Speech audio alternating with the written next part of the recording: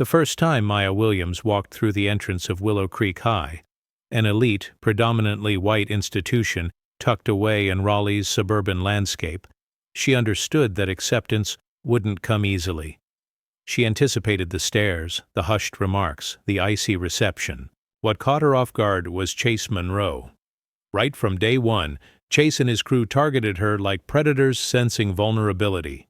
Each deliberate shoulder check, every calculated shove near the lockers, each carefully chosen slur was designed to break down Maya's spirit piece by piece.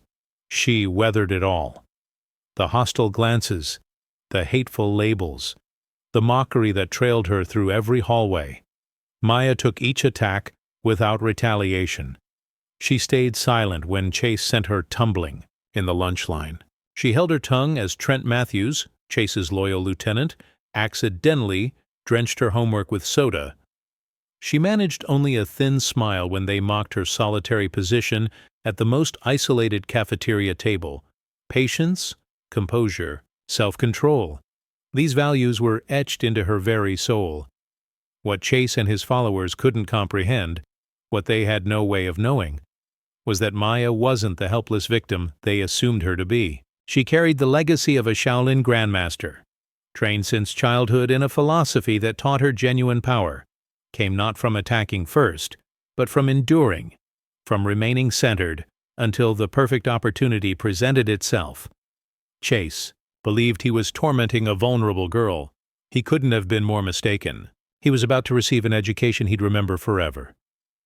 Before we dive deeper, drop a comment telling me where you're tuning in from, and hit that subscribe button. Tomorrow's story is absolutely unmissable. The September heat pressed down heavily as Maya stepped off the worn school bus, her sneakers catching slightly on the cracked asphalt. Sunlight bounced off rows of gleaming SUVs in Willow Creek's parking area, bathing everything in harsh, merciless brightness. Maya shifted her backpack and headed toward the sprawling campus. Her pulse remained steady, her breathing controlled. She'd prepared for situations like this, perhaps not here, not in a suburban high school filled with entitled teenagers, but under her grandfather's watchful eye in a humble dojo back in Houston. Peaceful heart, focused mind, he would remind her. External chaos means nothing when your inner self stays calm. She'd need that guidance now more than ever. Inside Willow Creek, everything moved with sharp intensity. Metal lockers crashed open and closed. Rubber soles squeaked against shiny floors. Voices and laughter bounced off towering ceilings. But underneath it all lurked something else. Maya recognized the subtle, treacherous dynamics of teenage social order. Initially there were just looks, curious, suspicious. Then whispers began, followed by the first physical contact. She was walking past Chase Monroe near the staircase when he casually struck her shoulder with precisely enough power to send her stumbling sideways. His companions chuckled. Chase never glanced back. Maya adjusted her backpack and continued forward. During history class later, she discovered a vicious note crammed into her textbook. The language was harsh, bigoted, meant to wound. She folded it once, tucked it away, and listened silently as the instructor discussed civil rights, irony burning in her chest like hot coals. By Friday, things intensified. In the lunchroom, Chase's group made an elaborate show of accidentally striking her food tray from her grip. Her sandwich and fruit scattered across the spotless floor. Students turned to watch, some snickering, others simply relieved they weren't the target. Maya crouched down, methodically collecting the pieces, ignoring the stares, ignoring Chase's satisfied expression. But even endurance has boundaries. That afternoon, walking home beneath the blazing Carolina sun, Maya noticed a shadow crossing her path. Chase. Accompanied by two of his cronies, he had followed her beyond school property onto the broken sidewalk leading toward the older neighborhood where Maya lived. They were alone. Just Maya, her heavy backpack, and three boys who assumed this would be simple. They accelerated. Maya slowed down. A stone flew past her shoulder, barely missing. "Hey, weirdo!" Chase shouted, his voice thick with false confidence. "Where exactly do you think you're headed?" Maya stopped walking.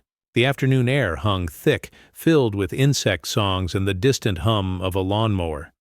The boys spread out, cutting off her escape routes. "Maybe you need some education in respect?" Trent Matthews sneered. Maya turned slowly to face them. Her dark eyes remained calm, unwavering. "Think you're superior to us?" Chase demanded, moving closer, inflated with manufactured bravery. Maya remained silent. Chase grabbed for her backpack strap, yanking her backward. The sudden force made her stumble briefly. But when Maya responded, it was as if the atmosphere itself shifted around her. One instant Chase was grinning. The next he was flat against the pavement, struggling for breath, his wrist pinned expertly under Maya's knee, immobilized in a way he couldn't even comprehend. The other two boys stood frozen. "What the hell?" Trent stammered. Maya didn't raise her voice. She didn't grin. She simply regarded them with the steady gaze of someone who had already prevailed. "Your error," she said quietly, "was assuming I needed violence to defeat you." Chase groaned, attempting to fight back, but Maya's grip was precise, unbreakable. A technique born from generations of practice, not anger, but discipline, honor, patience. After a long, breathless pause, she released him. He scrambled backward, like a frightened animal, shock and fear carved across his features. "You chose the wrong target," Maya said, lifting her backpack and stepping calmly around them. She didn't look back. She didn't need to, because Chase Monroe and his gang had already been conquered, not by violence or rage, but by something far more powerful, a spirit they could never break. Chase Monroe was absent the following day. News traveled quickly through Willow Creek High. Nobody knew the exact details, just whispered stories of a confrontation, of someone being taken down hard. Some claimed Chase had been ambushed after school by some gang. Others insisted he'd clashed with a rival athlete. No one suspected that the reserved, composed new student with the dark braids and steady gaze had anything to do with it. Maya drifted through the corridors like a shadow, slipping into classes unnoticed, speaking only when necessary. But if you paid attention, you could sense it. Something had transformed. The way people observed her, just a hint of uncertainty now, a hesitation that hadn't existed before. For the first time, Maya didn't eat lunch alone. Sophie Daniels, a kind, freckled redhead from English class, asked to sit with her. Then Liam Torres, one of the quieter students from art club, joined them. Small gestures, but Maya grasped their significance. It wasn't full acceptance, not yet, but it was the foundation of something that could develop, and that was sufficient. Meanwhile, Chase's followers stumbled without their leader. Trent Matthews attempted to swagger around like he was in control, but it felt forced. The other boys seemed distracted, glancing over their shoulders, whispering more than laughing. 2 days later, Chase returned. His wrist was wrapped, his pride more damaged than his body. He avoided eye contact with Maya as they passed in the hallway. He said nothing. That could have been the conclusion. Maya would have been content to let things settle into an uncomfortable truce. But authority built on intimidation doesn't simply vanish. It decays, it festers, and it contaminates everything nearby. And Chase Monroe couldn't tolerate being humiliated, especially not by someone he thought he could destroy. It began, subtly, a locker mechanism tampered with, missing textbooks, nasty remarks whispered just audibly enough for her to catch. Maya dismissed it all, kept her focus, kept moving forward, but she observed. She noticed how the expressions on Trent's and the others' faces weren't amused anymore. They looked strained, frantic. They weren't trying to establish dominance anymore. Now they were attempting to reclaim their authority, and it was slipping away, regardless of their efforts. At home, Maya spent her evenings training alone in the garage, the sounds of her movements filling the space like a gentle tempest. Her mother fretted naturally. "You sure everything's all right, sweetheart?" she asked one evening, watching Maya with concerned eyes from the doorway. Maya nodded, wiping perspiration from her forehead. "I'm fine, Mom. I understand what I'm doing." Her mother smiled, but it carried sadness and exhaustion, the kind that hoped it was true, even while harboring doubts. Maya understood. Her mother didn't know about the training. Not completely. She didn't know about those long summers at her grandfather's modest studio, learning not just movement, but existence itself. How to maintain your identity even when the world attempts to tear you down. The week continued. Tension at Willow Creek intensified. Students watched from peripheral vision. Teachers, sensing the undercurrent, maintained cautious distance. Then, just before the final bell on Friday, everything escalated. Maya was approaching her locker when she noticed it, a crowd forming at the hallway's far end near the gymnasium entrance. Voices rising, shouts, a struggle. She moved toward it instinctively, weaving through the cluster of students. At the center she found Chase, red-faced, fists clenched, yelling. At a freshman half his size who had apparently bumped into him accidentally, the boy's books were strewn across the floor, his lip split and bleeding. Chase shoved him again forcefully, sending him sprawling. A few students gasped. Most just stared. Maya stepped forward without hesitation. Chase turned, and their eyes met. For a moment the hallway fell silent. No laughter, no whispers, just the heavy pulse of angry blood rushing in everyone's ears. "You," Chase spat, his voice poisonous. "This is your doing." Maya didn't flinch. She walked slowly into the clearing, her steps measured, her presence somehow filling the space between them. She knelt, helping the freshman collect his books, handing them back with a nod. "Go," she said softly. The boy disappeared into the crowd. Chase moved closer, towering over her. "Think you're tough? Think you can just arrive here and make me look like an idiot?" His voice cracked slightly at the edges, full of desperation. Maya rose to her full height, which barely reached Chase's chin, but somehow in that moment she appeared taller, larger, immovable. "You accomplished that yourself," she said, her voice low but clear. Chase's face contorted with fury. He pushed her, and for the first time since arriving at Willow Creek, Maya Williams moved in a blur of motion so rapid most students barely registered it. She sidestepped, pivoted, and used Chase's own force against him. He stumbled forward, trying to regain balance, and Maya caught his wrist, twisted just enough to bring him to his knees with a gasp. She didn't strike. She didn't yell. She simply stood there, holding him in position, her stance calm, her breathing steady.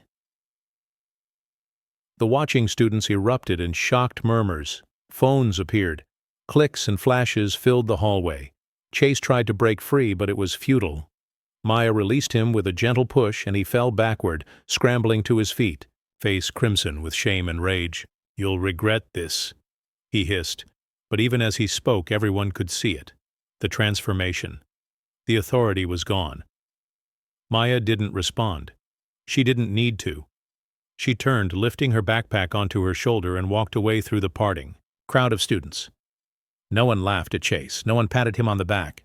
They just stared wide-eyed as the mighty ruler of Willow Creek High was left standing alone.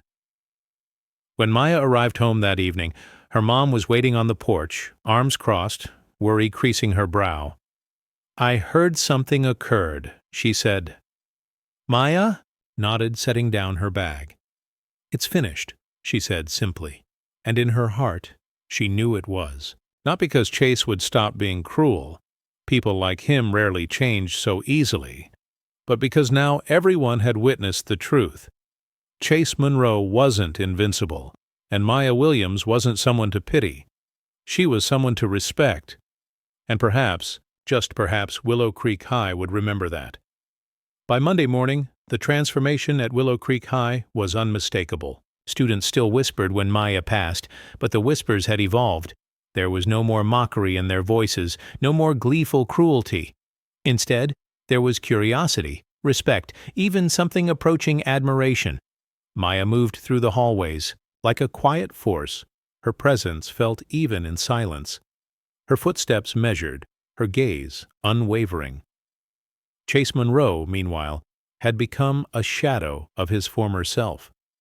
He still attended school, still wore his Letterman jacket like armor, but the arrogance was gone. His friends lingered uncertainly, laughing too forcefully at his jokes, forcing old routines that no longer felt natural. Underclassmen gave him wide berth.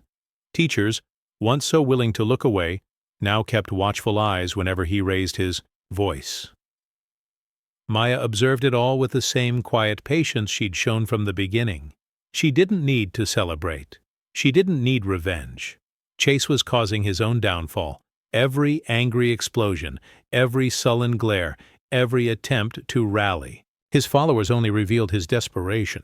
She saw it in how people stepped away from him in the cafeteria, in how laughter died faster when he entered rooms. His power, once built on fear and bravado, was crumbling from within, and there was nothing he could do to prevent it. One afternoon, as Maya gathered her materials after math class, a voice called out, "Hey, Maya!" She turned to see Sophie Daniels standing there, clutching a notebook to her chest. Behind her, Liam Torres gave an awkward wave.